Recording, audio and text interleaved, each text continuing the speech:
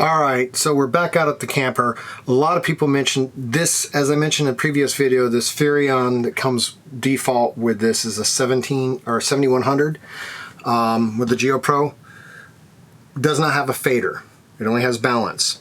And supposedly it was configured with the left being outside and the right being inside, or vice versa, doesn't matter. However, either this was wired, not even like that, but all it does when you throw it all the way left or all the way right is it makes both sides inside and out quieter. And if you throw it to the center, left and right balanced, both sides are louder. It doesn't fade in and out using the balance, so it's not even wired that way. So let's go ahead and see what we can do. So this cover came off fairly easy. I just very lightly pulled it away, and so it just came right off with these little clips. One side really wasn't hardly clipped at all, but in any case, it's fine. Now let's go ahead and start pulling screws out. I don't like using electric tools on this kind of furniture because it's not really strong anyway. I don't want to do anything that would risk stripping out the particle board because the fronts of these cabinets, while the main structure of the cabinet is plywood, the facade here appears just to be particle board. I could be wrong, but we'll be able to tell when we get a better look here in a second. We'll see what it looks like inside. Well, see, you can't really tell, but I'm pretty sure this is just particle board based on what it looks like in here. So let's go ahead and see what we got. Comes out pretty easy. So if you bought the 1702, I'm assuming you would just fit it right in this little box. Let's look at this right here and see what we got. If you follow these yellows through, you'll see that they go to the speakers above. So this one goes to that speaker, and then there's another yellow here. Come on, where is it? Don't want to pull it too hard. Another yellow here that goes to that speaker. And as you can see, this is just a big open casement, so it sounds pretty boomy. Like I say, it's not like ever gonna sound really good. But yeah, the issue is, there you have the two yellow wires. The pink, if you reach in and follow the pink, it goes down and it goes out to the external speaker.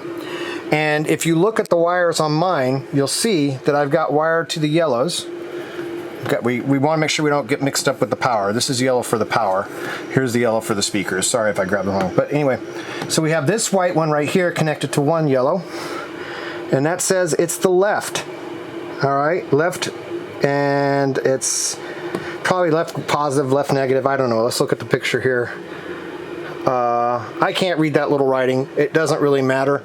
Let's look at the problem though. The problem is you can see this yellow follows through to the left speaker. Now we go to this yellow, which would technically should be the positive or negative to the left speaker, and you'll see it says it goes to the right speaker. Then if you look at the pinks that are going outside, you'll see that one goes to the left speaker, and the other pink that goes to the outside, which is right here, goes to the right speaker. So basically, I have no left, no right. I have sound going outside and inside, and that's completely useless. So not only, I don't even want to talk about it. So this goes back to what I was saying before. I get that they wanted to put, I get why they did what they did. It's not supposed to be really sophisticated.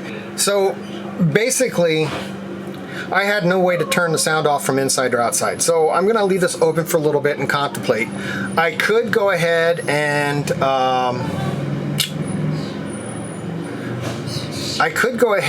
wire the outside speaker, say, to just the left side, and then put a switch on it. And then the inside speakers could be stereo. And I might just do that. It wouldn't be stereo outside, it'd just be the left side. But I think that might be the way to go. Now, the way they have it right now, I'm really surprised it's not frying things. But potentially, if it can be wired like, if they, yeah, I'm really surprised that's not burning something up. the fact that they're chaining it like that. I didn't think you could do that, but potentially I could put the left and right going to the inside speakers, put a switch on it, put a switch on the outside speaker so it's bridged, it gets both left and right. When I throw that switch on, now they're all getting the same thing as they are right now, and it would no longer be stereo inside. It would become mono again. But when the switch is turned off, then it would be stereo in here. I'm going to leave this hanging down for a little bit, and I'm going to go inside and look and see what other ideas there are on Amazon to purchase, and come out and make a decision about this a little later. We're about to head up for our next camping trip. It's now towards the end of June, so been about a month. Got all the water in the tank. This time I remembered to run the pump so I could fill some water into the hot water heater as well. So I'm carrying as much as I can. We're only going about an hour away to Lake Red Rock, and so that's where we're going to be for the next couple days. But what I discovered with the speaker system here in the trailer was basically you can't find any specs on this radio, and it looks like they literally have everything all wired together. They've got it all crossed over together. So the speaker from the outside and the left and right are all joined together. It's ran basically like in series. Needless to say, if this radio can handle being wired like that, more power to it, but I don't really want to run it in that mode. But I didn't want to guess at what this radio can handle, what it can really bridge or anything like that, and really cause any damage. So what I purchased was simply a on, off, it's pretty hard to switch, on switch, and it's got 6 poles. And so what I'm going to do is basically this switch is going to simply take the right speaker from the inside and switch to the right speaker on the outside. And so when I want the outside speaker going, I'll be turning off just the right speaker on the inside. When I want and so forth. So if I want sound in both, then I'll hear like the left on the inside, the right on the outside. It's not optimal, but here's the deal. I could change the whole unit, this unit here, for about 120 bucks. So if it's $120 to change all that, I really don't want to spend a lot of money to take a shortcut. Otherwise, I might as well just spend 120 bucks. Honestly, I don't really care. It's not like it's going to really sound awesome in here anyway. It just gives a little more volume. So I wanted to go as cheap as possible. This switch was like $4 at True Value. So basically this switch, a little bit of wire, and so basically under 10 bucks, easily under 10 bucks, I've got a simple solution where I can turn my audio off and on the outside and at least have it stereo on the inside if I have the audio off outside. And I think that's going to be a better solution. It keeps the cost down. And like I say, if I'm going to spend 60 bucks for an appropriate, 60 or 70 bucks for an appropriate switching mechanism that has the right, so it doesn't screw up the load that's on the amp, so I know that it doesn't fry it, then I might as well spend another 60 and just do it right and replace the whole system. So that's the approach I'm going to do. So the first thing I'm going to do is find a hole here and drill it. I got a bit that's the right size for that, and I'm going to put it right here. So right here it'll fit. It's about an 1/8 inch thick or so. This is a thin part between these two, and there's enough room. I reached back when this was out, I pulled all this out, and I could just reach right back and I could feel that this is all open right here. So I'm going to put the hole right there.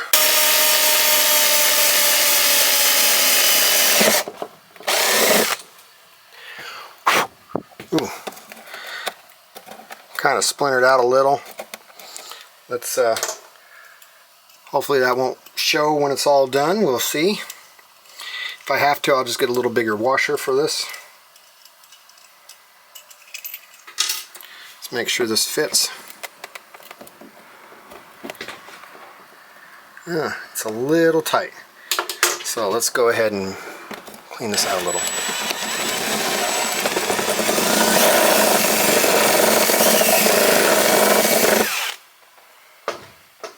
Kind of scary drilling a big hole. There we go. That'll work. Alright, so let's see what this looks like when I do it here. You don't want to drop this down there. That would be really a nightmare. Then you have to roll it around and you never get it. So let's find the hole. There it is. And what I'm doing right now is just trying to test it, see how it looks. So that would fit in. Alright, there we got it. So it's a little stiff. I prefer to have a little, there's a little bit of split in the wood, but I think I'm going to try to get a washer or something to maybe make this fit a little better as far as that's concerned. But there you go, there's the switch, that's how it'll work. I still have to wire it up. So I'm going to just get that tightened down for now. I'll have to take it out to wire it and then I'll run it through. I'm going to get the stuff, I'm going to take it with me on the trip, and if I have time, hopefully I'll get this wired while I'm on the trip. So I'm going to take my electrical stuff with me and do it on the trip. But I wanted to just get this hole drilled before we head out so that I don't have to bring this with me. Okay, so that's part one. Let's go to part two. Alright, we got a campground all set up. We've been here for a couple hours. Finally decided to pull my camera out. And I have to say, it's pretty awesome to have a camper as opposed to a tent. I gave my tent to Britton. Hope you can see me okay, it's pretty dark. Hi, Britty. Hi. Can we even see you? Can we even see you in the dark? Ooh, I'm stepping on a string. Hi, wave to the camera. Yeah. Alright, so there's our campsite. It did take me about 45 minutes to get everything leveled and everything, but I know each time I do this I'll get faster and faster. Hi. Hi, I'm going to try. Where's all the Bud Light? If there's any left, it's in the ice chest over at his thing. Oh, you took it all over there? Yep.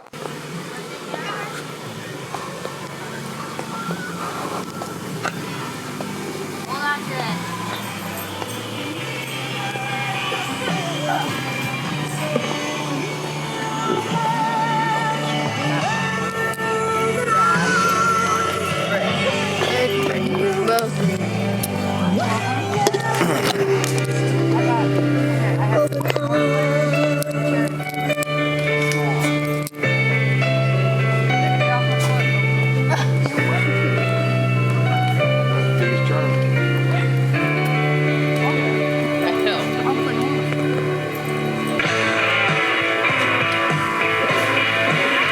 How many marshmallows do we have?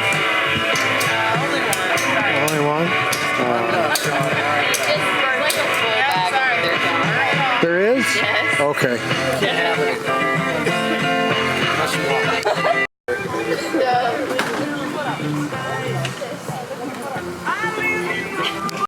So should I make more than 12 eggs?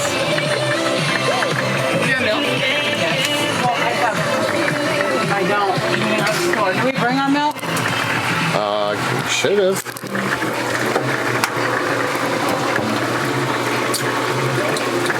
Nope. What happened to it? You're the one who's supposed to get it. So did it get left out on the counter? No, it didn't get left out. You put it away? Yeah. That means I don't have any cream either for my coffee.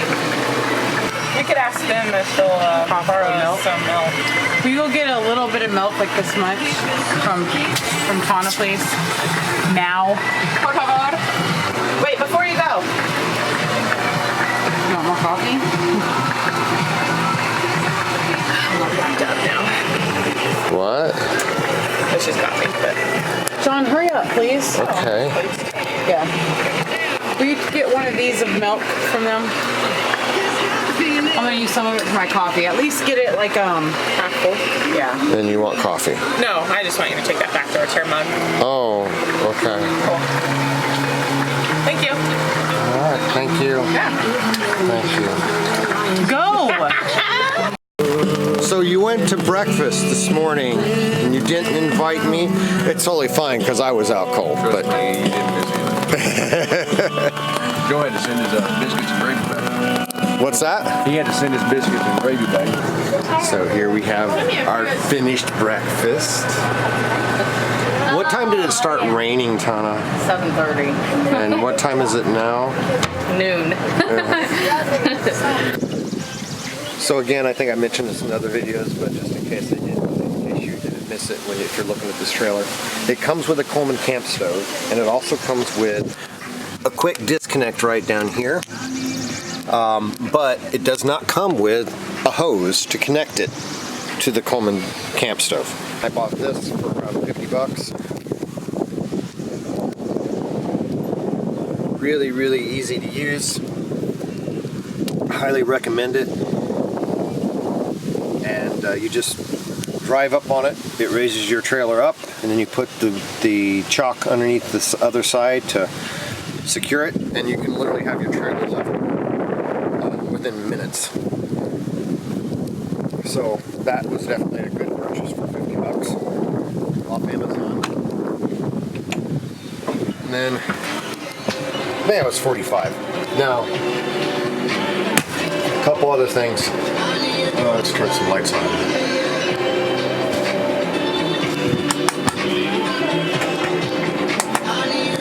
You're going to want to get some more tools to carry with you, at least a Phillips and a common or flathead screwdriver. Along with a pair of pliers, maybe a ratchet set. Just in general, I think it's good just to have some tools just in case. But one thing is we've pulled this thing now probably 2,000 or 3,000 miles. All the screws. All these screws I noticed last night were almost ready to fall out of the door handle. So you most definitely will want to carry some tools around with you to fix those kind of things. And it was just reported to me that the glass on my door, no, that was not like that. What? That happened new. That's new. That's a new problem. Oh, this is out? Yep.